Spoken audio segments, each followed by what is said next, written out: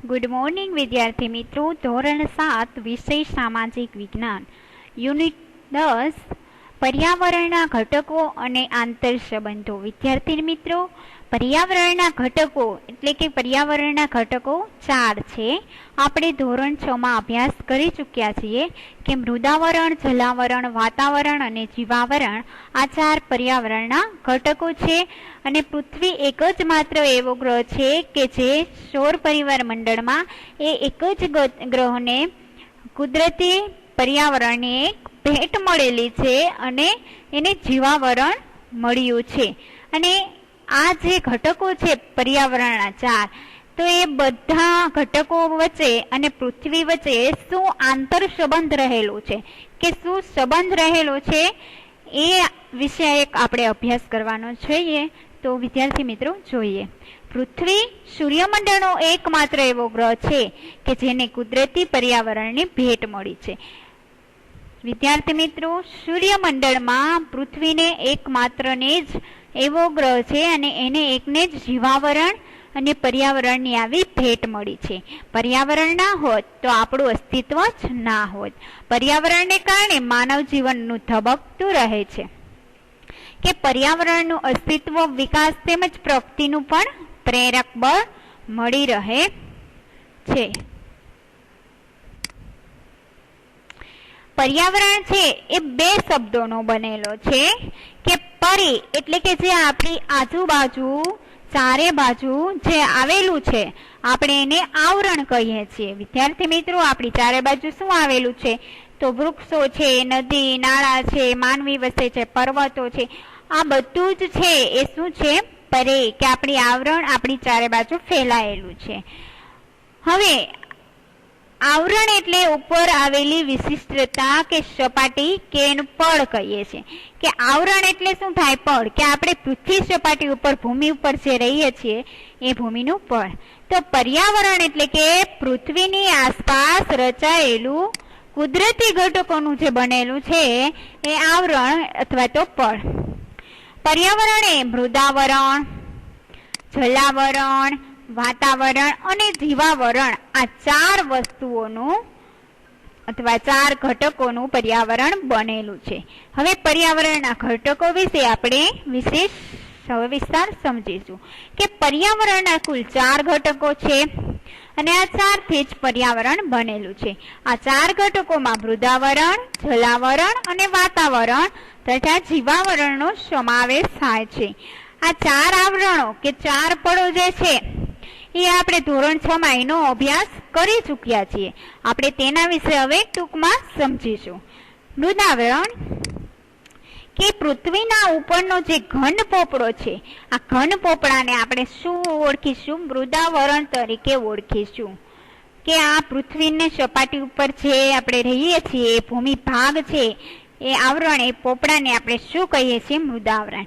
આ પોપડો છે શેનું બનેલો હોય છે? ખડક, ખનિજો અને માટીથી બનેલો હોય છે. વિદ્યાર્થી મિત્રો, તમને ખબર જ હશે, ખડક એટલે કે પથ્થર, નાના મોટા ટુકડાઓ પથ્થરના, અને ખનિજો એટલે કે પૃથ્વીની સપાટીની અંદરના ભાગમાં, પૃથ્વીની અંદરના ભૂમિના અંદરના ભાગમાં શું આવેલું છે?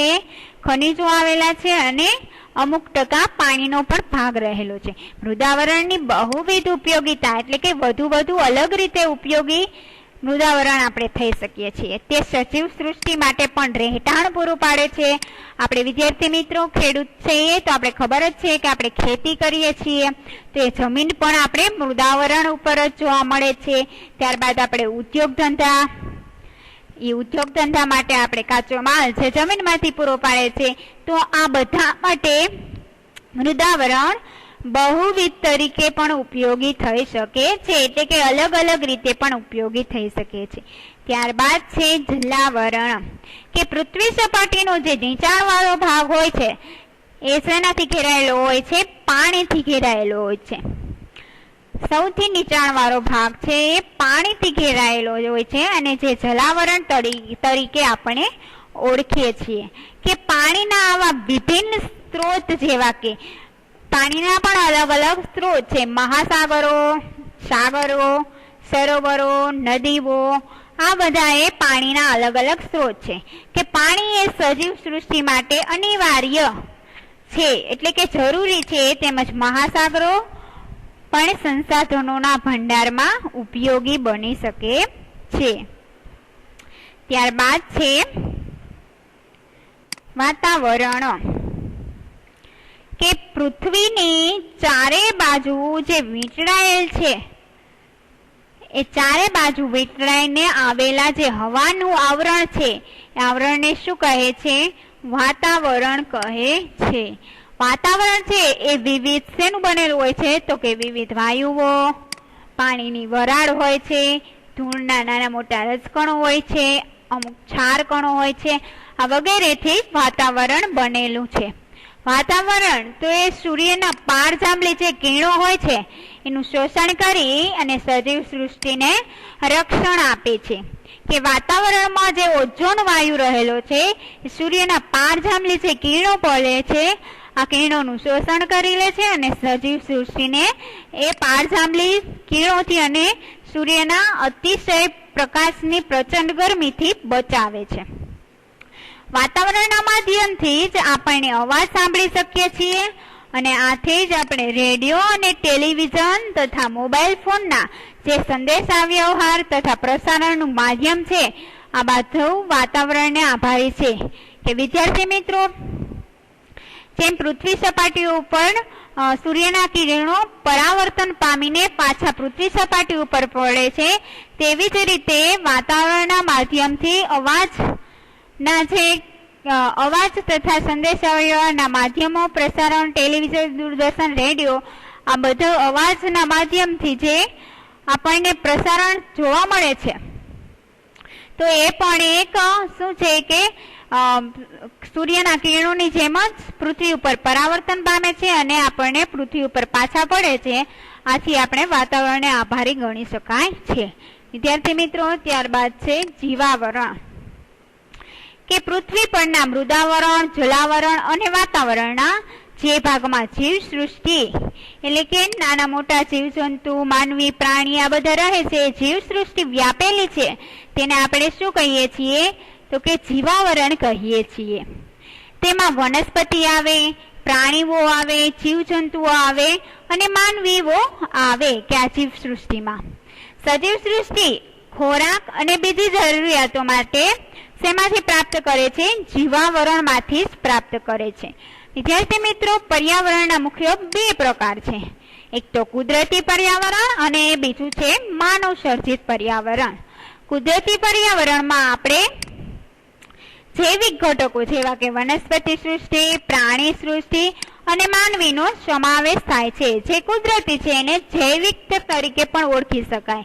ત્યારબાદ અજૈવિક એટલે કે એમાં માનવીના જે ઘટકો, એમાં ભૂમિ, જળ, હવા વગેરે એમનો સમાવેશ થાય છે. માનવ સર્જિત પર્યાવરણ માનવના બુદ્ધિ કૌશલ્યથી જૈવિક અને જ્યારે કુદરતી પર્યાવરણ છે એ અજૈવિક ઘટકો આ સાથેની આંતરક્રિયાથી શું થાય છે? માનવ નિર્મિત પર્યાવરણનું નિર્માણ થાય છે. કે માનવ નિર્મિત પર્યાવરણ કેવું હોય છે? કે માનવીમાં જે આવડત રહેલી હોય એની બુદ્ધિ, કૌશલ્ય, એનામાં જ્ઞાન, એની શક્તિ દ્વારા તે આગળ પોતે માનવ નિર્માણ કરે છે, વિકાસ કરે છે. અને કુદરતી તો કુદરતી જ ભેટ મળેલી છે. હવે માનવ નિર્મિત પર્યાવરણ, માનવીની આસપાસના પર્યાવરણ સાથે આપણે આંતરક્રિયા કરીએ છીએ. આંતરક્રિયા એટલે શું થાય?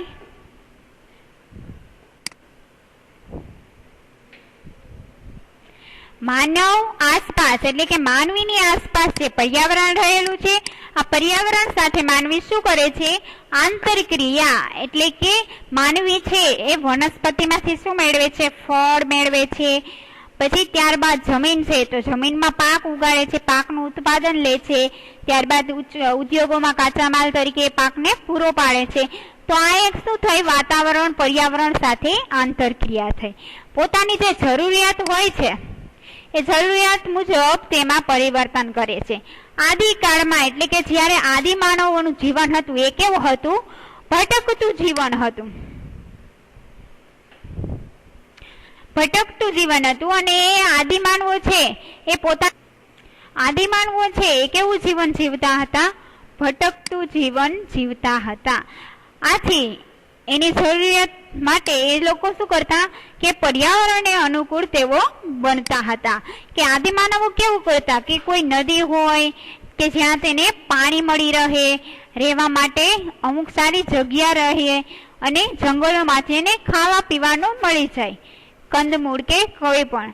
તો આથી એ લોકો પોતે નદી કિનારે રહેવાનું પસંદ કરતા. તેનું જીવન કેવું હતું? સરળ, સામાન્ય અને જરૂરિયાતો મર્યાદિત હતી. એની જરૂરિયાતો સાવ ઓછી હતી. તેથી તે આસપાસના પર્યાવરણમાંથી તમામ જરૂરિયાતો જ આસપાસના પર્યાવરણમાંથી જ પૂરી પાડતા હતા.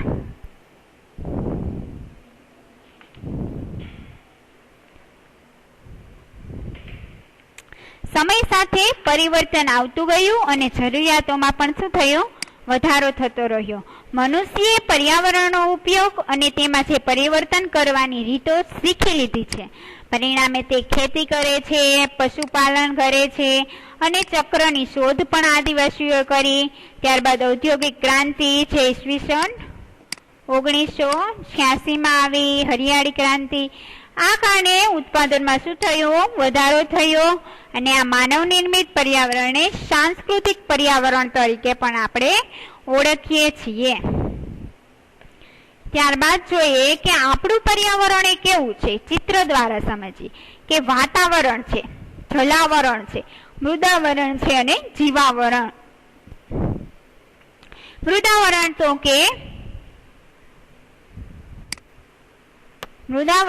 તો કે ભૂમિ સપાટી ઉપર જે ભૂમિનું પડ છે, જમીન છે, તો એ મૃદાવરણ. જલાવરણ એટલે કે જે સમુદ્રો, મહાસાગરો, નદી, તળાવ, આ છે એ જલાવરણમાં એનો સમાવેશ થાય છે. વાતાવરણ તો વાતાવરણમાં શું હોય? શુદ્ધ હવા મળી રહે છે, ત્યારબાદ પારજાંબલી કિરણો, ત્યારબાદ રજકણોનો સમાવેશ થાય, અમુક વાયુ રહેલા હોય છે. ત્યારબાદ જીવાવરણ કે જ્યાં જીવસૃષ્ટિ વ્યાપેલી છે, કે જ્યાં માનવી, વૃક્ષો, નદી આ બધું જ આવેલું હોય એ બધાનો સમાવેશ. એટલે કે વાતાવરણ, જલાવરણ અને મૃદાવરણ આનો સમાવેશ જીવાવરણમાં થાય છે. ત્યારબાદ જોઈએ કે પાણીનું વિતરણ. પૃથ્વી સપાટી ઉપર ભૂમિ વિસ્તાર કરતા પાણીનો વિસ્તાર કેવો છે? વધારે છે. કે આપણે જોઈએ પૃથ્વી સપાટી ઉપર ભૂમિ વિસ્તારને આપણે મૃદાવરણ તરીકે ઓળખીશું. તે મૃદાવરણનો ભાગ કરતા પાણી વિસ્તાર એટલે કે જલાવરણ. તો મૃદાવરણના ભાગ કરતા જલાવરણનો ભાગ કેવો છે? વધુ રહેલો છે, વધુ વ્યાપેલો છે. તે પૃથ્વી સપાટીનો આશરે એટલે કે પાણીનો જલાવરણનો ભાગ પૃથ્વી સપાટી ઉપર 71% વિસ્તાર રોકે છે. પાણીની આ વિશાળ જળ ભંડાર ધરાવતા ભાગોને આપણે શું કહીએ છીએ? મહાસાગર, સમુદ્ર કહીએ છીએ. પૃથ્વી પર 4 મહાસાગરો આવેલા છે. આ 4 મહાસાગરો એક છે પેસિફિક મહાસાગર, એટલાન્ટિક મહાસાગર, હિન્દ મહાસાગર અને આર્કટિક મહાસાગર. આ બધા જ મહાસાગર એ કેવા છે? એકબીજા સાથે જોડાયેલા છે અને આ મહાસાગરો કેવા છે? ખૂબ જ વિશાળ વ્યાપેલા છે અને ઊંડા છે. પેસિફિક મહાસાગરમાં 10 થી 11 કિલોમીટર જેટલી ઊંડી ખીણો પણ આવેલ છે. વિદ્યાર્થી મિત્રો, જેમ પૃથ્વી સપાટી ઉપર જીવાવરણ વસેલું છે એમ મહાસાગરોમાં પણ 10 થી 11 કિલોમીટર જેટલી ઊંડી ખાઈઓ આવેલી હોય છે. એમાં પણ વૃક્ષો, પર્વતો આવેલા હોય છે, ખીણો આવેલી હોય છે. પૃથ્વી સપાટી પરનું મોટા ભાગનું પાણી કેવું છે? ખારું. શા માટે ખારું છે? કે સમુદ્ર વિસ્તાર વધુ આવેલો છે. તે મુખ્યત્વે મહાસાગરો અને સમુદ્રમાં જ રહેલું છે આ પાણી. તો મીઠા પાણીનો મુખ્ય સ્ત્રોત શું છે? મીઠા પાણી આપણે હિમશિખરોમાંથી મળી રહે. કે હિમશિખરો એટલે કે જે પર્વત ઉપર બરફ આચ્છાદિત હોય એ બરફ પીગળીને પછી જે પાણી હોય એમ મીઠા પાણીનો સ્ત્રોત છે. તો એ હિમશિખરો ભૂમિગત પાણી એટલે કે પાણીમાં નીચેના ભાગમાં પૃથ્વી સપાટી ઉપર ભૂમિના નીચેના ભાગમાં જે ભૂમિગત જળ આવેલું છે એ પણ એક મીઠું પાણી છે.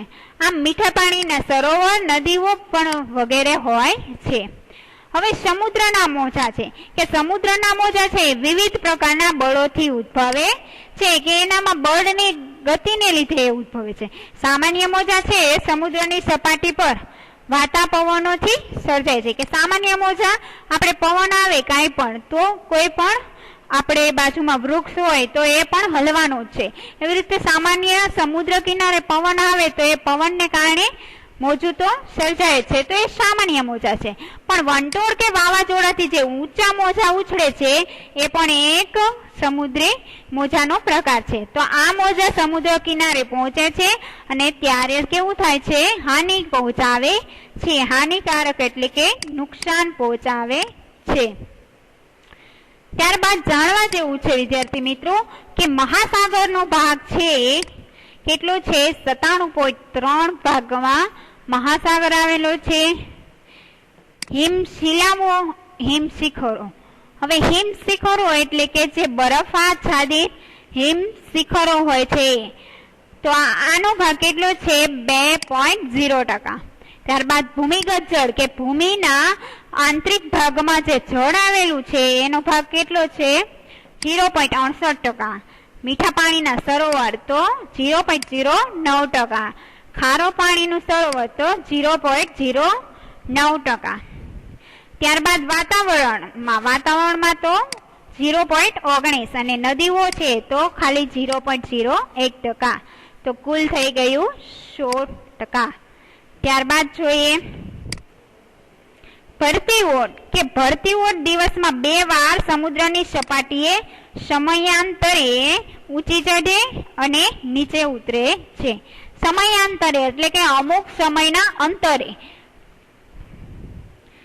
આથી દિવસમાં 2 વાર આવે છે અને અમુક સમયના અંતરે સમુદ્ર સપાટીએ જાય છે, ઊંચે ચડે છે અને પછી નીચે આવે છે. સમુદ્રની આ જે ચડ ઉતરની ઘટના છે તેને આપણે શું કહીએ છીએ? ભરતી અને ઓટ. ભરતીના સમયે સમુદ્રનું મોજું ક્યાં જાય છે? પાણી મોજા રૂપે કિનારા તરફ ઘસી આવે છે, એટલે કે સમુદ્રમાંથી સમુદ્ર કિનારે ખસી જાય છે. જ્યારે ઓટના સમયે પાછું સમુદ્ર કિનારાનું પાણી છે સમુદ્ર કિનારાથી પાછું ક્યાં વળી જાય છે? સમુદ્ર તરફ પાછું વળી જાય છે, તો એને આપણે ઓટ કહીએ છીએ. 2 ભરતી કે ઓટ વચ્ચેનો જે સમયગાળો હોય છે એ આશરે કેટલો હોય છે? 12-25 મિનિટ જેટલો, એટલે કે આપણે 12.5 જેટલું કહી શકાય, એટલે કે 12-25 કલાક જેટલો હોય છે. સૂર્ય અને ચંદ્રના જે ગુરુત્વાકર્ષણ બળના કારણે પૃથ્વી પર શું થાય છે? ભરતી અને ઓટ થાય છે. સૂર્ય અને ચંદ્રનું આ બંનેનું શું થાય છે? ગુરુત્વાકર્ષણ બળ. આ બળને કારણે સૂર્ય અને ચંદ્રના બળને કારણે સમુદ્ર કિનારામાં ભરતી અને ઓટ આવે છે અને સૂર્ય અને ચંદ્ર કરતા દ્રવ્યમાન ઘણો મોટો છે. સૂર્ય છે ચંદ્ર કરતા ઘણો મોટો છે, પરંતુ ચંદ્રની સરખામણીમાં પૃથ્વીથી દૂર આવેલ છે. તેથી પૃથ્વી પરનું ચંદ્રનું ગુરુત્વાકર્ષણ બળ શું થાય છે? વધુ છે. સૂર્ય ખરેખર પૃથ્વી કરતા મોટો છે, ચંદ્ર કરતા પણ મોટો છે, પરંતુ ચંદ્રની સરખામણીમાં પૃથ્વી કેવી છે? દૂર આવેલી છે. આથી પૃથ્વીનું જે દૂરને લીધે જે ચંદ્રનું ગુરુત્વાકર્ષણ બળ છે એ કેવું થાય છે? વધુ. આથી પૃથ્વીના જુદા જુદા ભાગમાં સૂર્ય અને ચંદ્રની સામે આવે છે, માટે અલગ અલગ સમયે શું થાય છે? ભરતી અને ઓટ થાય છે. કે અમુક સમયે સૂર્ય સામે આવે છે, સૂર્ય અને ચંદ્રની સામે આવે છે ત્યારે શું થાય છે? ભરતી અને અમુક ટાઈમે ઓટ થાય છે. હવે અમાસ અને પૂનમના દિવસે સૂર્ય અને પૃથ્વી અને ચંદ્ર લગભગ કેવો હોય છે? એક સીધી જ રેખામાં આવે છે. તે સ્થિતિના પ્રભાવથી મોટી ભરતી આવે છે અને જ્યારે સુદ અને વદની મધ્યના દિવસોએ ગુરુત્વાકર્ષણ શું થઈ જાય છે? ઘટતું જાય છે. આટલી પાછી ભરતી એટલે કે નીચે પાછું પાણી છે સમુદ્ર કિનારામાંથી ક્યાં આવે છે? સમુદ્ર કિનારાથી પાછું સમુદ્રમાં પાછું વળે છે. ત્યારબાદ છે મહાસાગરીય પ્રવાહો કે ધરતી પરની નદીઓની જેમ મહાસાગરોમાં પણ વિશાળ પાણીનો જથ્થો રહેલો હોય છે. આ જથ્થો હજારો વર્ષોથી નિશ્ચિત દિશામાં એટલે કે એક જ દિશા એની નિશ્ચિત હોય એ દિશામાં વહે છે. આ પ્રવાહોને આપણે મહાસાગરીય પ્રવાહ તરીકે ઓળખીએ છીએ. આ પ્રવાહો છે એ ગરમ અથવા તો ઠંડા હોય છે, એટલે કે પાણીનો પ્રવાહ. આ પ્રવાહોના ઉદ્ભવના કારણે શું થાય છે? સૂર્યશક્તિ, પવનો, સમુદ્ર જળની છારતા અને પૃથ્વીનું પરિભ્રમણ આ ગતિ મુખ્ય ગણાય છે. કે પૃથ્વીનું પરિભ્રમણ, કે પૃથ્વી છે એ પોતાની ધરી ઉપર પણ ફરે છે અને પૃથ્વી છે એ સૂર્યની આસપાસ ચંદ્રની આસપાસ પ્રદક્ષિણા પણ કરે છે. તો મોટે ભાગે આ ગરમ પ્રવાહો છે ક્યાંથી હોય છે? વિષુવવૃત્તથી ધ્રુવો તરફ, અને ઠંડા પ્રવાહો છે એ ધ્રુવોથી વિષુવવૃત્ત તરફ ગતિ કરે છે. વિદ્યાર્થી મિત્રો, આ છે પૃથ્વીનો ગોળો છે. આપણે જોઈએ વિષુવવૃત્ત મધ્યમાંથી પસાર થાય છે, 0 અંશ રેખાંશ વૃત્તે. વિષુવવૃત્ત કયું ધ્રુવ કીધું? ધ્રુવો તરફ, એટલે કે અહીં ઉત્તર ધ્રુવ આવે છે, અહીં દક્ષિણ ધ્રુવ આવે છે, અહીં કર્કવૃત્ત આવે છે અને અહીં મકરવૃત્ત આવે છે. આ દક્ષિણ અને ઉત્તર આ બંને શું છે? ધ્રુવ છે. તો વિષુવવૃત્ત છે આ બંને ધ્રુવો તરફ શું કરે છે? ગતિ કરે છે. જ્યારે વિષુવવૃત્ત છે મોટે ભાગે ગરમ પ્રવાહો ઉપર વિષુવવૃત્તથી ધ્રુવો તરફ ગતિ કરે, ત્યારે ઠંડા પ્રવાહો ધ્રુવોથી વિષુવવૃત્ત તરફ ગતિ કરે છે અને આ ગતિના લીધે ફેરફાર જોવા મળે છે. પર્યાવરણના ઘટકો વચ્ચેના આંતર સંબંધો, કે પર્યાવરણના છે 4 ઘટકો આવેલા છે: મૃદાવરણ, જીવાવરણ, વાતાવરણ અને જલાવરણ. તો આ 4 ઘટકો વચ્ચે આંતર સંબંધ એટલે કે એકબીજા વચ્ચે જે અનુબંધ સંબંધ જોડાયેલો છે એને આપણે આંતર સંબંધ તરીકે ઓળખીએ છીએ. તે શું રહેલો છે જોઈએ કે પર્યાવરણના તમામ ઘટકોમાં માનવ શું છે? એક કેન્દ્ર બિંદુ, કેન્દ્ર સ્થાને રહે છે. પર્યાવરણના જે જુદા જુદા ઘટકો છે એમાં કેટલાક કેવા છે? ભૌતિક ચક્રોથી એકબીજા સાથે જોડાયેલા હોય છે. આ ભૌતિક ચક્રો જે માનવીય પ્રવૃત્તિઓથી શું થાય છે? પ્રભાવિત થાય છે. હવે આપણે માનવીય પ્રવૃત્તિઓ જોઈએ કે માનવીય પ્રવૃત્તિઓ, માનવી છે જમીનમાં પાક ઉગાડે છે, પાકનું ઉત્પાદન લે છે અને ઉત્પાદન દ્વારા ઉદ્યોગોને શું કરે છે? કાચો માલ પૂરો પાડે છે. આ કાચો માલ પોતે પૂરો પણ પાડે છે અને માનવી એક વિકાસ કરવા માટે પર્યાવરણને હાનિ પણ પહોંચાડે છે. શા માટે હાનિ? તો તે ઉદ્યોગ ધંધા ખોલે છે તો એ રાસાયણિક કેમિકલ્સ વાળું પાણી હોય એ નદી નાળામાં છોડે છે અને નદી નાળામાં છોડવાથી આ પાણીને લીધે જે પાણી પશુઓ, માનવીઓ બધા પીવે છે અથવા એનો ઉપયોગ કરે છે, આથી માનવીને પણ હાનિ પહોંચે છે અને પર્યાવરણને પણ હાનિ પહોંચે છે. તો આ મૃદાવરણમાં માનવી ખનિજ પ્રાપ્ત કરવા માટે શું કરે છે? ઉત્ખનન કરે છે, ખોદકામ કરે છે. તે ખાડાઓમાં પાણી ભરાતા તે જલાવરણનો ભાગ બની જાય છે. કે માનવી જે ખનિજ મેળવવા માટે ઉત્ખનન, ખોદકામ કરે છે, આથી એ ખોદકામ કરીને જે પાણી ખાડો થાય છે એમાં શું ભરાય છે? પાણી. અને આ એ પાણી ભરાય છે એ જલાવરણનો ભાગ બની જાય છે. આમ વાતાવરણમાં તાપમાન વધતું જાય. આ વધતા તાપમાનને લીધે જલાવરણમાં રહેલ પાણીનું બાષ્પીભવન સુકાઈ જાય છે અને તે વાતાવરણમાં પાછું ભળી જાય છે. એટલે કે પાણી સુકાઈ જાય તો એ પાછો વાતાવરણનો ભાગ થઈ જાય. આમ વાતાવરણમાં રહેલું જે ભેજનું ઘનીભવન થાય, તે ઘનીભવન થાય તો વાદળા શું થાય છે? બંધાય છે. અને વાદળા બંધાય તો વાદળા શું લાવે છે? વરસાદ લાવે છે. અને તેથી એ પાણીની વહેવાથી જે મૃદાવરણનું શું થાય છે? ધોવાણ, એટલે કે જમીનનું ધોવાણ થાય છે અને વિવિધ ભૂમિ સ્વરૂપો રચાય છે. એટલે કે ભૂમિ સ્વરૂપો કે અમુક ટેકરાવાળો ભાગ હોય તો એનું ધોવાણ થઈ જાય તો એ ટેકરામાંથી શું થઈ જાય છે? સપાટ મેદાન બની જાય છે, કેમ કે જમીન ધોવાઈ જાય. તો આવા અલગ અલગ ભૂમિ સ્વરૂપો રચાય છે. આ ઉપરાંત માનવીની વિવિધ પ્રવૃત્તિઓ, જેમાં કુદરતી પર્યાવરણના ઘટકોને કારણે જીવસૃષ્ટિ પરસ્પર જોડાયેલી છે કે વિવિધ ઘટકો સાથે માનવી સંકળાયેલો છે. ત્યારબાદ છે પ્રદૂષણ. માનવ પોતાની બુદ્ધિ શક્તિથી પર્યાવરણના વિવિધ ઘટકોનો ઉપયોગ દ્વારા પોતાની જરૂરિયાત સંતોષે છે. કે માનવી છે એ પોતાની વિવિધ જરૂરિયાતો માટે શું કરે છે? પર્યાવરણનો ઉપયોગ કરે છે. મહાત્મા ગાંધીજીએ કહ્યું હતું કે આ માનવીય ગતિવિધિઓથી કુદરતી પર્યાવરણ દૂષિત થવાની ક્રિયા એટલે કે પ્રદૂષણ. કે મહાત્મા ગાંધીજીએ જ કહ્યું હતું કે માનવીય ગતિવિધિઓથી કે માનવી જે વસ્તુઓ સંતોષવા માંગે છે એ બધી એને પર્યાવરણમાંથી મળે છે અને વિકાસ માટે એ પર્યાવરણના અમુક ઘટકોનો ઉપયોગ કરે છે અને આ ગતિવિધિઓથી કુદરતી પર્યાવરણ કેવું થાય છે? દૂષિત થાય છે. અને પર્યાવરણ દૂષિત થાય છે અને એમનો સંતોષ તે પોતે મેળવે છે અને આ જ ક્રિયા એટલે શું છે? પ્રદૂષણ. આમ પર્યાવરણને દૂષિત કરતા ઘટકોને આપણે શું કહીએ છીએ? પ્રદૂષક. એટલે કે માનવી એક પ્રદૂષક તરીકે ઓળખી શકાય, કારણ કે પર્યાવરણના બધા જ ઘટકોને નુકસાન પહોંચાડે છે તો માનવી છે. નેક્સ્ટ આપણે આવતા લેક્ચરમાં હવે જોઈશું, સમજીશું. Thank you.